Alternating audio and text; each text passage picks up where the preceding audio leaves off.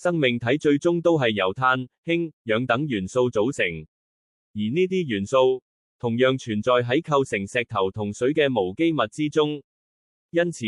好耐以前科學家就已經提出一個問題：如果簡單嘅物質互相結合，生命可唔可以自然產生呢？喺自然界入面，確實會發生各種化學反應，並形成複雜嘅分子，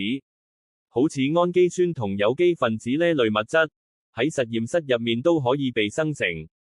但係生命並唔係由單一簡單分子組成，生命需要同時有儲存遺傳資訊嘅 DNA， 使用能量嘅代謝系統，以及可以自我複製嘅結構，一齊運作。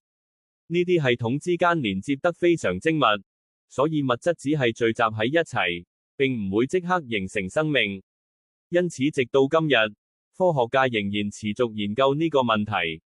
物質嘅世界究竟點樣開始轉變成生命嘅世界呢？